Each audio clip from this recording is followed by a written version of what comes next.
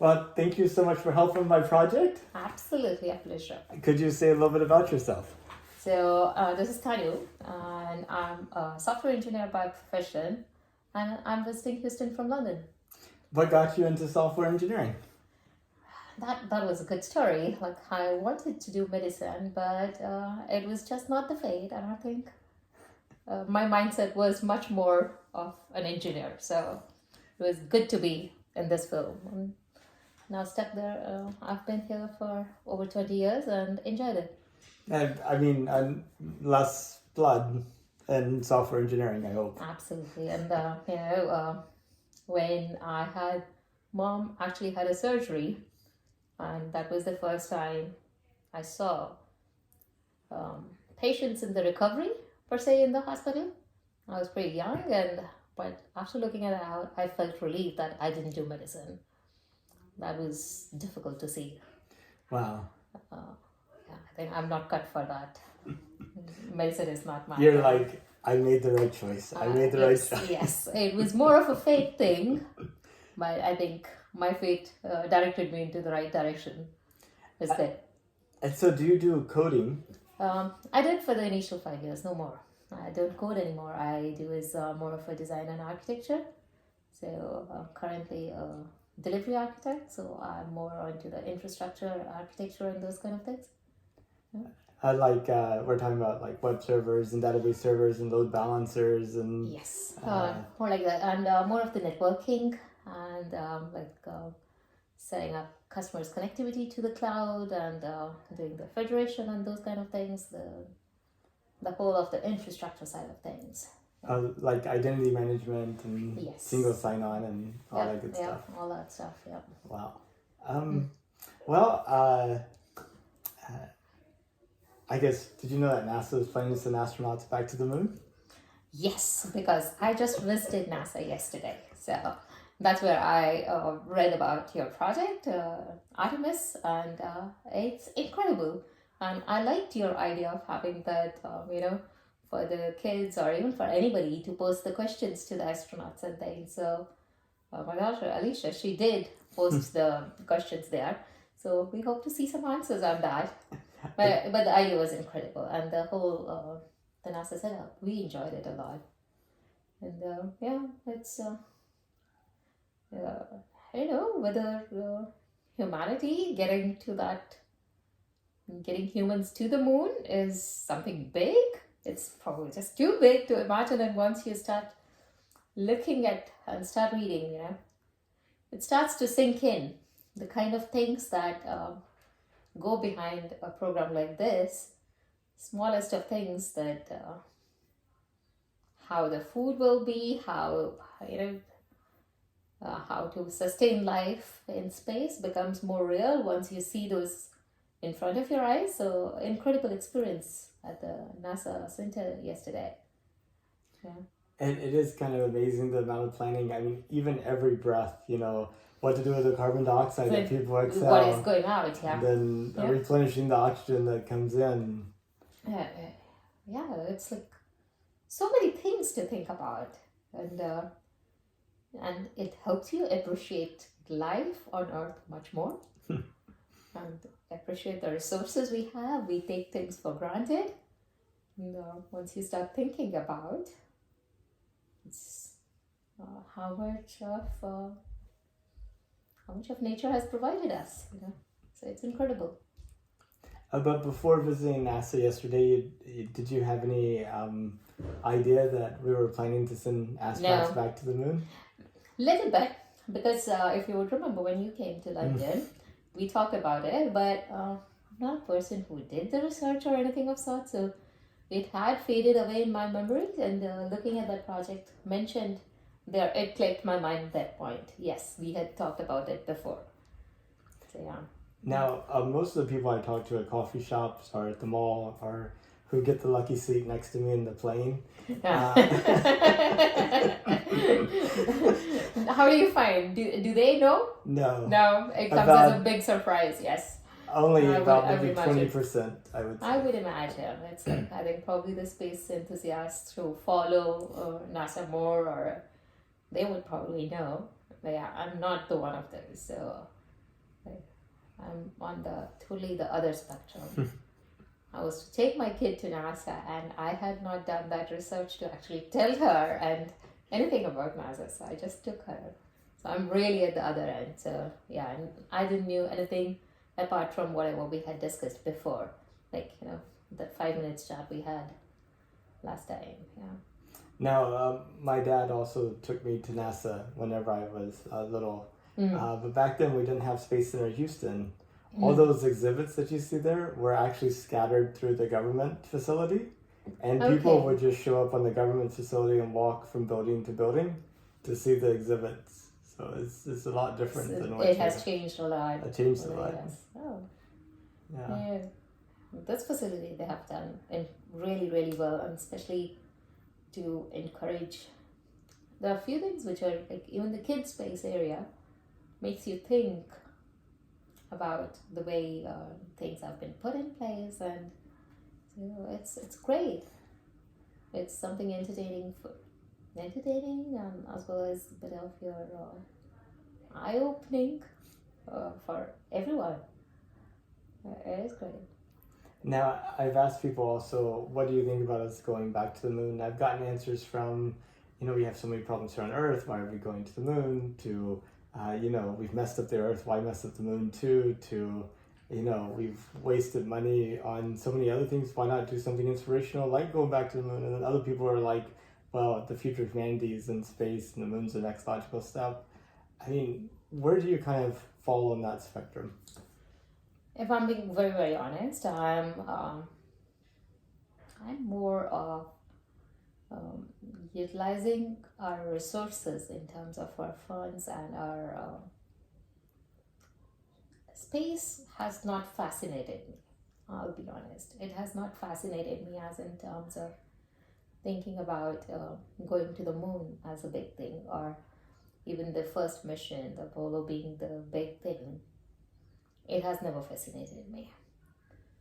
Like what I mentioned at the beginning, what fascinated more to me is it made me think of what all we have. And so if you put that question, why not use those funds that are available to actually improve the quality of life here, where we are, and where we are creating more and more problems? Why not align our resources and align the incredible brains? Why not make them to think more of how to improve the situation here on Earth? I'm certainly one of those. I'm not the person, not only space, I'm not the person who looks for bigger buildings or the bigger statues or the I don't see the joy in those. I see the joy of the smaller things in life. So yeah, that way, I'm not against the idea of not that spoiling the life on the moon. That's not my worry, but I think I'm more of there's so much to do on Earth. If I was to put my dollar in, I would put on improving things here. And a lot of it may have to do with how much those dollars are. Yeah. If you were to take the budget of NASA and divide it by the number of people in the United States, what do you think that number would be? I'm horrible with that because of the reason that I do not understand. The U.S. population or anything by means, but I'm 100% sure of that. The budget that NASA would have would be it would run in hundreds of billions and maybe even much more than that. So that's a big money. It's there's certainly things available for us to do here. So the NASA's budget is about $25 billion a year. Okay. And there's about over 300 million people in the United States. So that works out to be about $80 a person. So then you guys really produce a lot for that $80. I would not have imagined. I had no idea that the budget was just about 25 billion. I would have thought of really it would be much more. Because you guys then really achieve a lot. Now our military budget's around $700 billion a year. See? So 25 billion to find new worlds, 700 billion to destroy this one. Not just kidding. No, you have a point. See, you have a point.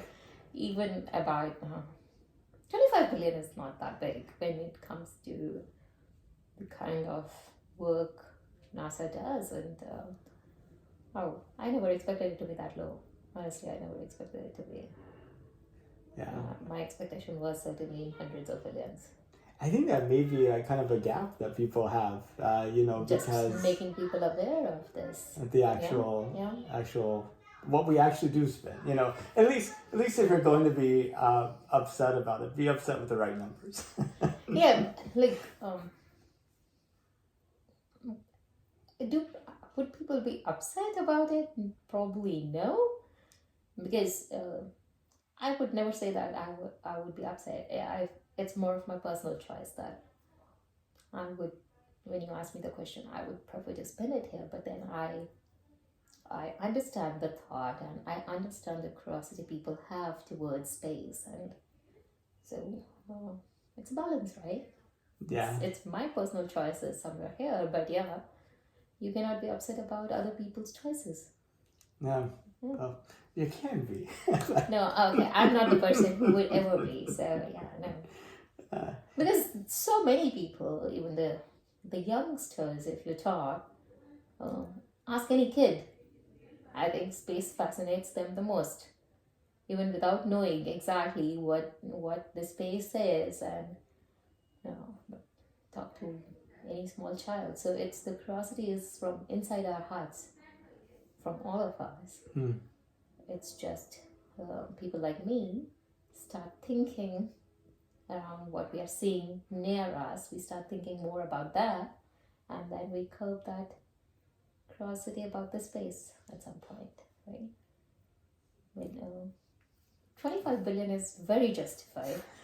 It certainly is eye-opening that, yeah. When you think about the future of humanity, say like 200 years out, what does it look like to you? Something I've not thought about, but yeah. I doubt if we would sustain at the pace we are going. Really doubt in terms and that's not just from the resources standpoint. It's also about the kind of events happening around us, and the kind of the social divide and the economical divide that's happening across the world. Those things worry me. Like, those will probably kill us. Russia starting the war against Ukraine. We can't even pinpoint the exact reason, and we have the theories why it started, but we do not have exact reasons still justified, and that's killing hundreds of thousands of people there. Yeah. Those things worry me more than that is gonna impact, and we are writing our history very wrong. The kind of decisions we are making as we are growing, and nobody's changing those aspects in the world. So yeah. Yeah, I wonder how it's going to end Ukraine. Ukraine, you don't see the end. It's over a year now, and like staying in UK, we got to meet to a few people, families that flew from Ukraine, and you see and the kind of stories you hear from them, and families separated and things. Those bring that makes you worried more of where we are headed to. And so that doesn't seem very bright, and this is one of the things. Then religion, we are dividing ourselves about the religion and things. So all in all, it's the hatred among the people is growing. There is the divide. The different sorts of divide is breaking our humanity. That's much more worrisome. While we are here, it doesn't look very happy. It's not a happy place to be in that sense. But I mean, it is kind of amazing to think like Germany and France, have literally had wars for thousands of years, Yeah. and now they're friends. They are friends. You know, Yeah, and some of the things the political oppressed hopefully can change at times, but there's some of the older people from those countries. Um, Whatever people have gone through, it would influence them in various ways, and those things won't change. It would be forgotten over the generations, mm-hmm. but at least that one generation felt something. It broke something in their hearts, and we. It's more like we train our next generation. We train our own brains, and we train our next generations. We do not pass on all the information, right? How much of the history we teach our kids. Yes. Yeah. The good parts or the bad parts. It's very selective. Yes. What we teach. And then, if you think, at some point history is going to repeat itself. And the way it's going, it's probably going to get worse and worse because now we are technologically advanced. The older wars had probably the smaller radius. Mm-hmm. If we end up with World War III or something, it would be much more worse. So it's better if there was a way to end all of that and bring people together. That would probably be the best. And hopefully we do that on Earth first before going to the moon.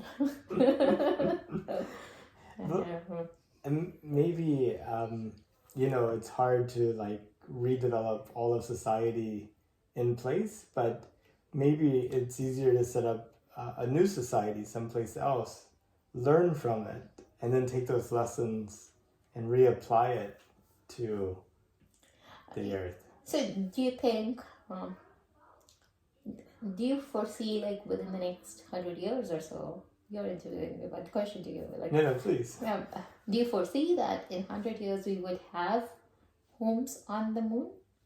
We would be like living on the moon? I think so. I think and Mars too, and huge space structures. It's unbelievable right now to imagine that, right? But if you looked at 1903, when the Wright brothers had their little flyer, you would never imagine the need for airports. You'd be like, sure. What would be the point of having airports where you have like maybe 40 of these people with just one person on the plane taking a minute trips? So true. Yes. and like the computer. The idea of all of us having computers in our house, whenever these things, there's only a handful of them around the world. They took up entire buildings, and you had people running around, it's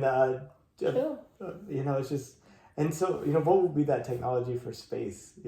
And I think that technology for space is a completely reusable rocket that you only have to pay for the fuel.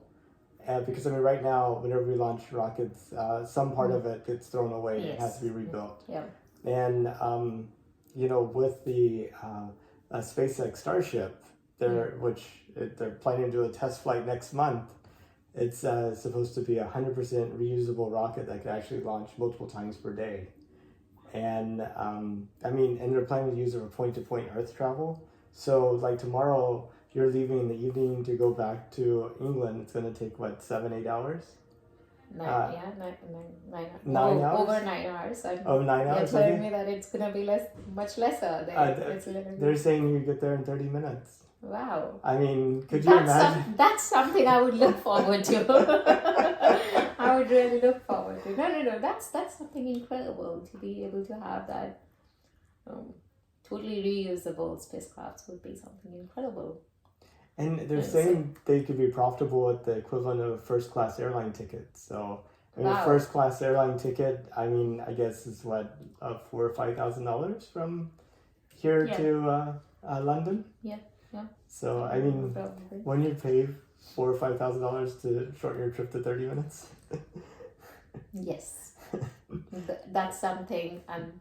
Now, it may take you 2 weeks to recover from the trip, but that's... No, but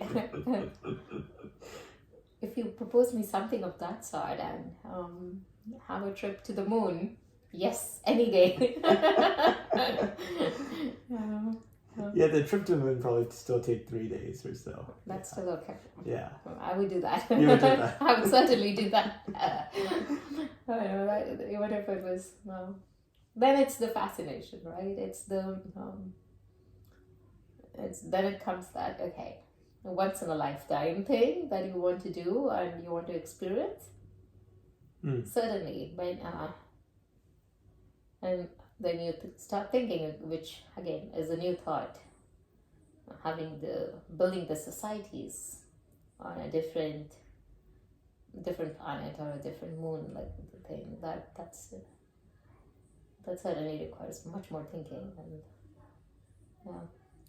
And it's amazing how useful money is in our society. Like, I mean, if you're hungry, you go to the store and buy something. Yeah. If you want a house, you go and find one, you buy it. If you need a car, you go and buy it.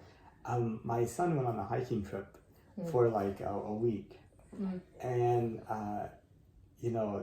their money was completely useless because they're in the middle of the wilderness. And either you have it with you or you don't. Either you can get it out of the wilderness or you can't. And he was so glad to get back to society where money actually meant something. But, these people that go to like Mars, money is not going to mean that much to them initially because they would be so dependent on the skills and the resources that they have and what they can do. It's almost a more direct relationship with the environment. Environment and also your own team. I think, if I would think of it, would be just as you're gonna bring the team together, but that's gonna become a family. If you think of when you're day in day out and just you don't even have your near and dear ones there, it would change everything altogether. The ones that are near become way more dear. They're much more dear. It's like any of those sci-fi films coming in front of you in your life. It's hopefully someday we'll experience. I don't know if our generation would do or not, maybe, but it sounds exciting. It's definitely different. I mean, completely different very, mindset. very different. Very, very different. And I don't know.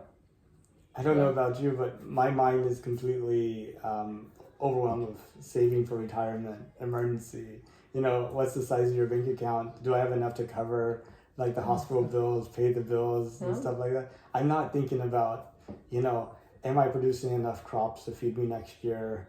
How am I able to produce what I need to keep my house going? Yeah. It's like a completely different mindset. Mindset would have changed so much there. It's like, you would probably don't have the issues which worry you here. Those things would not matter. You would just start afresh. It's totally. Of course, I feel like that we should be concerned about those issues here. Like we cannot. I think we cannot shy away from those. Those issues are here, and those issues are becoming bigger and bigger. And it's not like we are moving the mankind to. Moving all of the mankind to a different planet or anything. That's not happening, and the issues here are more real. Those are more immediate to address, and it's impacting our next generation. It's gonna, but then, this sort of a thing it gives you hope. It gives you a different perspective to think about, and it'll be good. Well, I know we covered a whole bunch of topics, but that's pretty much all the questions I had. Did you have anything that you wanted to talk about, or any questions you had for me? No, I think that's good. Well, Yeah. thank you so much. I really appreciate your time. Sure thing.